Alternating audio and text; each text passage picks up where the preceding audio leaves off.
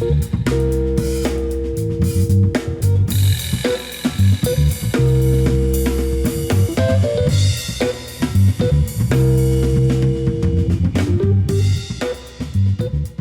to the Chicago Money Show. We help you get informed, feel engaged, and have fun with your finances. I'm your host, Bridget Sullivan-Mermel, and I own a family financial planning practice in Chicago. Our guest today is Dennis Stearns. He's a financial planner and a futurist. We'll talk today about his latest book, Quarter Fumbles, plus his take on what we can expect 10 to 50 years from now. A bit more about Dennis. His last book, Quarter Fumbles, How Successful People Avoid Critical Mistakes Later in Life, was a culmination of 2 years of extensive research with aging experts around the country, along with decades of experience as a professional planner working with clients. We're going to talk about trusts, living situations, and the best way to make your life better in the fourth quarter. Dennis has also been called one of the leading scenario experts and futurists in the financial industry. He'll tell us what he thinks is going to happen in the future and why. Welcome, Dennis. Thank you, Bridget. Great. So as an intro to your book, how do you define a fumble? Well, that's a good question. And so over the years, the fumbles that I've seen as somebody approached or was in the fourth quarter is something that is a significant problem, sometimes costs them money, sometimes costs them a lot of headaches. And, in the fourth quarter of life, there are some fumbles that are not avoidable, but there are some that you can't avoid. And I should mention going into this that everybody's definition of the fourth quarter is changing from the way it used to be 20 years ago. Mm-hmm. So we have one client who is age 60 and all the men in his family die early. Right. So from his viewpoint, he's in the fourth quarter. We have a woman who is 75. She is in great health. And she says, maybe I'm approaching the fourth quarter. So, right. Yeah, absolutely. Yep. So that's interesting that we define it for our fourth quarter for ourselves. So we get a lot of questions on the show, and our number one question is actually about trusts. First, will you talk about what a trust is? You bet. So there are various types of trusts, and the one that I see a lot of questions about is called a living trust, or it's sometimes called a revocable trust. Revocable meaning you can rip it up anytime you want. And those living trusts are really a way to put assets in the trust and have things move a little smoother at death than with a will, where assets have to go through probate. Now, state of Illinois is not a terrible state for probate. Right. And so, again, I think, there has to be some caution about some of the folks who are selling living trust for $5,000 or $10,000 and, that they can do everything under the sun. They're valuable, but not for everybody. And just a few things that I find beneficial from living trusts. One is a privacy issue. Again, a lot of people don't care at their death if people knew what they had, but privacy is one. So, let me just interrupt you for a second there. Sure. If you go through probate, that's public. So people, if someone is looking, it's not like, for most people, it's not splashed in the headlines. Maybe if you're a high profile person and you go through probate, it might be. But so for most, but if somebody's looking, they can find out the information if you go through probate, if you don't have a trust. Exactly. And it has been made a little bit more difficult for just anybody to look things up. But, where you have second marriages or multiple kids by multiple marriages, I mean, there's a lot of situations where maybe privacy would be helpful. Right. The other big thing is incapacity. So, one of the things that we love is is having the other documents, the other estate documents, which include general power of attorney and a healthcare power of attorney. And the general power of attorney, also called a durable family power of attorney, can have provisions in it if you got dementia or some other kind of incapacity, we're in a car accident, in a coma or something. But it's a little clunkier. Whereas if you have the assets in a revocable trust, they have a lot of the same provisions, and sometimes it works a bit smoother in that unfortunate situation. Okay, great. And so what would you say, like, who absolutely needs one? Does anyone need one, or what would you say on that? Well, yeah, so absolutely needs one. Folks who have property in multiple states, maybe vacation home outside of Illinois, certainly should consider that. The probate, avoiding probate piece somewhat depends on the law firm that's going to end up probating. So we have seen this all over the country, that there are some attorneys that actually their retirement plan is probating assets, and they charge a bit more than they should be. Right. But if you have a very competent and ethical attorney who is pushing it off to a paralegal, charging hourly rates that are reasonable and not padding the budget, the cost of probate is not that huge. Now, for bigger estates, in Illinois, you've got $4 million as a threshold, but and the federal threshold for taxable estates is higher. Right. But for bigger estates, definitely you should know the pros and cons. Right, exactly. So if your assets are approaching $4 million, you should do some work around it. Like, absolutely. You might or might not decide on a trust, but you should be thinking about it. So let's just make it clear, like, what are the documents that everyone should have, whether or not they have a trust? And this is, again, to avoid one of those fourth quarter fumbles of, like, not passing it off to the right person, not passing it off after you die. And we've got a good link for Illinois, too. So let's go, again, the documents that everybody should have are. Yeah, well, so everybody knows they should have a will. However, we still run into situations where, for whatever reason, a will wasn't done. Right. So it's sort of like, doctors get prescriptions, but not all prescriptions get filled. Right. So people don't want to think about it. So anyway, so there's the will, and then there's the will. Durable power of attorney. Durable power of attorney. Okay, and the healthcare power of attorney. Right. Okay, great. All right, awesome. Another thing you talk about is getting your living options in order. Now, that's another fumble that you can make. Can you tell me what you mean by that? I think a lot of people are surprised by this. Yeah, it's a big issue, and I think it's going to get bigger. So in the old days, I'm going to generalize here, but in the old days, 25 years ago, folks got to retirement, let's say it's age 65, and maybe, if they were lucky, they had 7 to 10 good years, the go-go years, good health, where they were able to travel or do a lot of the things they wanted to do. And then one spouse got sick. Usually it was the guy, not always, but usually. And then the spouse would be the caregiver for that guy, and the guy would die, within some period of time. And so living options deep into the fourth quarter weren't a big deal. Right. And, we all have stories. I mean, I have some grandparents that, lived well beyond what was normal life expectancy back then. But most people just stayed in their home. Sometimes they go to those old nursing homes towards the end of life, not very good. Yeah.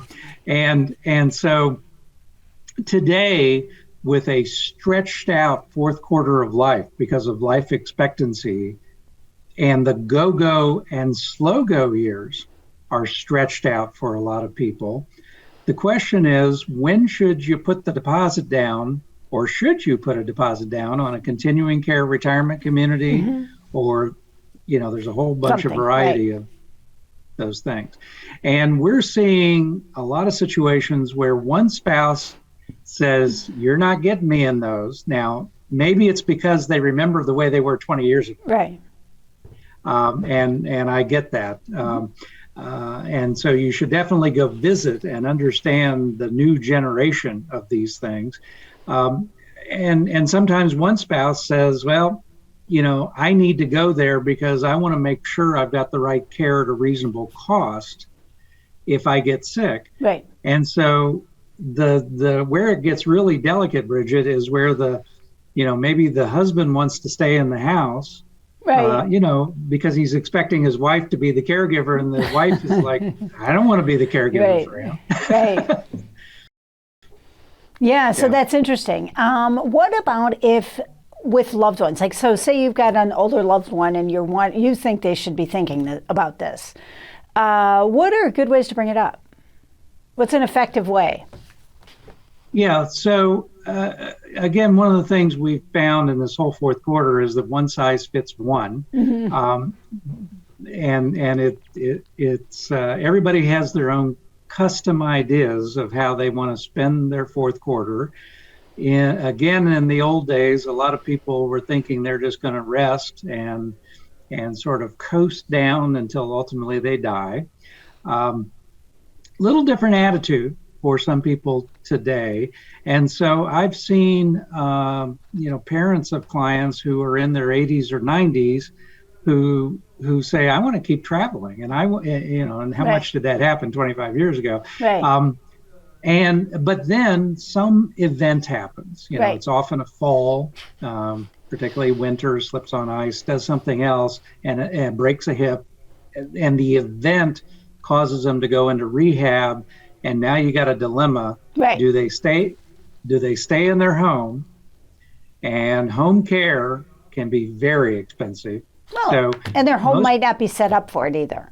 Absolutely. Now, the good news is that there's a lot of new services out there that are designed to set up homes for this. And so usually when people go into a retirement community, and a continuing care just means that they start out independent, they can go to assisted if they need it, and they can go to skilled nursing if they need that. And it's all kind of set up under one umbrella.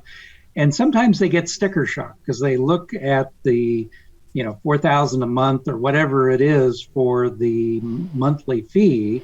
What they don't recognize is what that replaces of their regular budget. Right.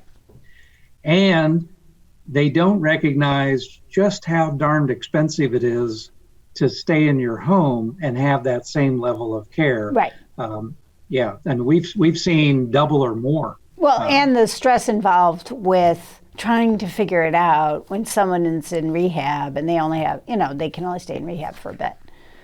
Absolutely. So it's very stressful for everybody. And the person who's got the injury or who is in rehab, a lot of times they're in no shape to try to be contributing to the discussion. So it just makes it difficult. It makes it difficult. And, the typical difficult situation is baby boomer kids who live around the country and don't really feel like they can take care of mom or dad because they're not nearby. Mm-hmm. But I've seen a lot of situations where the baby boomer kid is right down the block and, they're juggling all kids and, all kinds of other things with their life. And they're not sure they want to do it or have the skills to do it. Right. So it's become a very tricky issue. So the thinking about it and objectively dealing with it before you have to seems to be the answer. Okay, so let's move on to the fun stuff. Okay, so what else we've covered some of the big topics. What else can make your life better in the fourth quarter? Let's talk fun.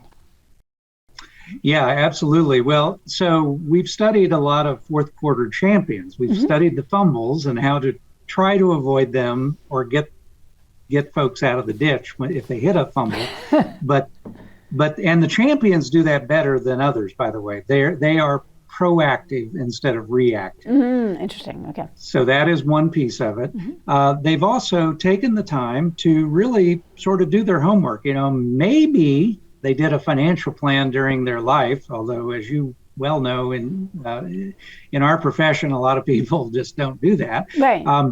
But they haven't done any kind of financial plan for the fourth quarter of life, including a transition plan. And so that is particularly important for people who may have problems with their identity, their shift in their identity. And again, I'll pick on guys, but women, more women now in the workforce than ever before. They have careers. For whatever reason, a lot of women can pivot better than men.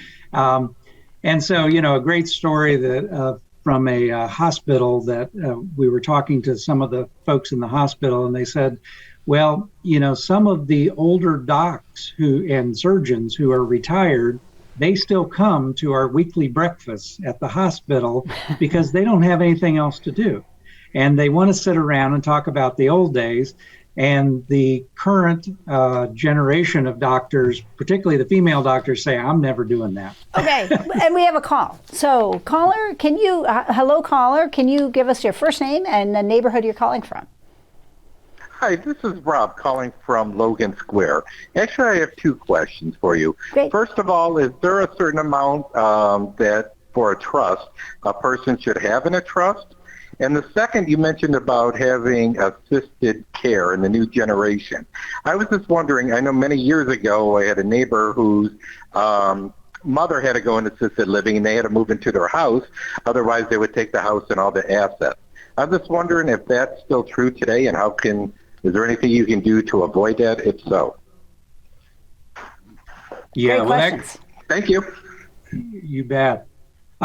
So a number of things wrapped up in that question, but I'll answer the first part, that the amount going into a trust, again, maybe $500,000 to $1 million is an appropriate amount, but everybody should remember that their retirement plans, like 401ks, that sort of thing, cannot be titled during life in the name of the trust. So in today's environment, a lot of people, that is their major asset, that in their home, and that makes the revocable trust, a living trust, a little bit less effective. The question about assisted care with lower amounts of assets, where there's a concern about assets running out, that's where you need a qualified elder care attorney who can advise on Medicaid planning, not Medicare, but Medicaid. Again, a lot of people think Medicare takes care of long-term care, not the case. And so, again, a qualified elder care attorney, and I underline 3 times qualified, because, again, we run into some who they love their contraptions of different kinds of trusts and other sorts of things, and you can run up a pretty sizable bill quickly and possibly overkill in trying to protect against the running out of assets, making sure that that Medicaid will not say that there was some kind of fraud involved or whatever. Right. Great. So awesome advice. Okay, so now let's go back to the fun stuff. So you're saying, think about your identity beforehand and maybe like what you want to do. Yes, exactly. And really thinking through, again, I go back to the old days and the shortened period of time for a lot of people. Mm-hmm. Who cared if you figured out your identity because you were recreating, you were having fun playing tennis or golf or traveling, or, we love RVing, could have been a lot of different things. And then at some point you get sick and you die. Right. The good old days. Today, with that longer period of time, the expert thought leaders that we tied into have a lot of research that suggests that less than 15% of people can just play and have fun and not get bored. Okay. And that can lead to a shorter life too, just boredom. Oh, absolutely. In fact, you said, what defines a fumble? Well, show me somebody who's bored and I'll show you a fumble that's coming. And it could be a fumble by being a really difficult spouse. And the rise of gray divorce is rising faster than any other form of divorce. Divorce over 50, and more often initiated by the woman than the man, the exact opposite of under 50. Or like the stereotype. Yep. Also just the whole issue of being able to feel like you have a purpose in life. Why are you getting out of bed? Right. That is huge. Okay, so I want to switch gears here and talk about super trends. So another thing that you are an expert in is super trends, which are trends that we're going to play out over 10 to 50 years. What trends do you think are specifically important that we can talk about? Yeah, well, one of the things that I've seen in the past is, I've been brought in on different think tanks around globalization. Which in the early days of globalization was very negative for jobs in the United States. That's companies moving things offshore. But then we consumers in America, we get blue jeans and a whole variety of things much less expensively than we would otherwise. And so it's a real conundrum for people to say, is globalization good or bad? Well, the answer is yes. It's got elements on both sides. Yeah. Same thing with technology accelerators. That's another super trend. And technology accelerators, we're seeing them everywhere now. And healthcare, it's going to revolutionize healthcare in the next decade. So this is not even a 50-year piece. This is right now, they are identifying more diseases more quickly. The pandemic accelerated some of this, but this was already in motion. And if you can catch certain diseases early, you can cure them now, or at least mitigate, create a kind of a chronic condition as opposed to death. Right. And that's going to get bigger and bigger in the future. So my number one recommendation for those of you who don't like going to the doctor, try to go once a year and get a full checkup, because if they catch something early, you may actually survive it. And then the third big super trend is demographics. And there's a saying that demography is destiny. And that's the changes of aging in America and around the world. Just a couple of months ago, Elon Musk said that the number one issue facing the world, and if I gave your viewers a bunch of guesses, I will bet you, they'd come up with maybe climate change or, whatever. Number one issue facing the world, according to Elon Musk, is demography and negative trends in demography. Like, what's a negative trend in demography? Well, so in the United States, we have barely enough babies to keep up with our workforce. So we're at about break even with our babies. Many countries overseas, Russia happens to be one of them, China happens to be one of them, Japan happens to be one of them, have less than replacement. Right. And so they have a shrinking number of people supporting a growing elderly population.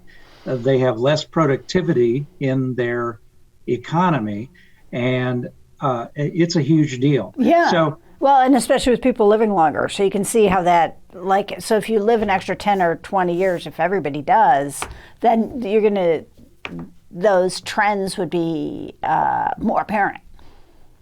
Exactly. And more problematic. And the real key, Bridget, to where we are today is these three super trends, which we used to call them mega trends. They've now moved to the super category. They are colliding at this unique point in history. So it's a globalization, technology accelerating, and demography. And those three are colliding. They're colliding, and they will create, as the author once said, the best of times and the worst of times. And so in the United States, our job situation, we have always been a country that had job creation and destruction. My grandpa taught me, if it ain't broke, fix it, right? However, or don't fix it. The United States, we're sort of, if it ain't broke, break it and fix it right. And so we have had this pivoting of jobs. You go every year for the last 60 years and you see the changing jobscape. Well, that is changing at an even more rapid rate. Right. Anybody who's interested in that could look up my TED Talk on the future of jobs. Yeah, it's interesting. You mean what's going to happen to the influencers? I'm being sarcastic because to me that's a new group of jobs, people who are influencers. Yeah. Anyway, so I know that you're putting together this fourth quarter champions workbook to go along with your regular book. What can people expect with that? Can you give us a preview? Sure. Well, we had a number of folks who said we would really like something that would take it step by step so that they could write down some of the things that they need to figure out how to be better at all the essential 9 elements that are in the Fourth Quarter Fumbles book. And so effectively, that's what we're doing. It has a fumbleosity quiz in there. You take the quiz and your likelihood of having a fumble. And we also have a marital quiz in there, interestingly enough, because the fourth quarter, there's just a lot of stress on marriage. Yeah. Well, and relationship stability is a big predictor of your financial well-being in life. Absolutely. And divorce is one of the 3 threats to financial independence. Mm-hmm. Right.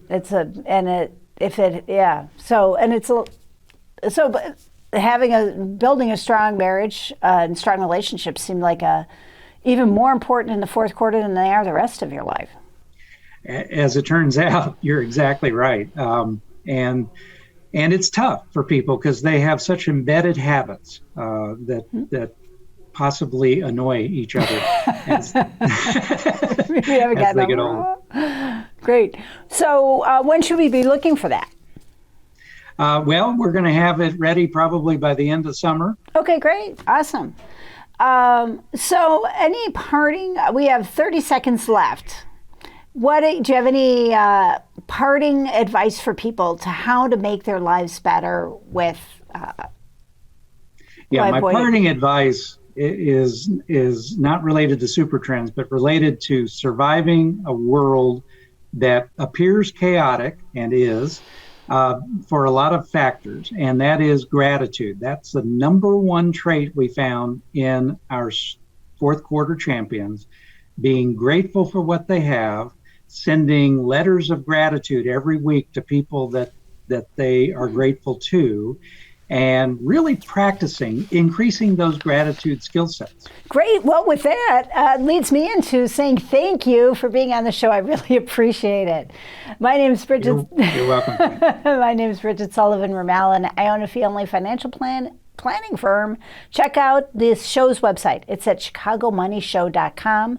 You can see our previous episodes. Plus, you can sign up for a newsletter, and you'll get a heads up on upcoming shows. We'll also put that link to the Illinois website so that you can download those forms if you need them. And if you've got questions for this or future episodes, please email us. We're at ask@chicagomoneyshow.com. Thank you for watching.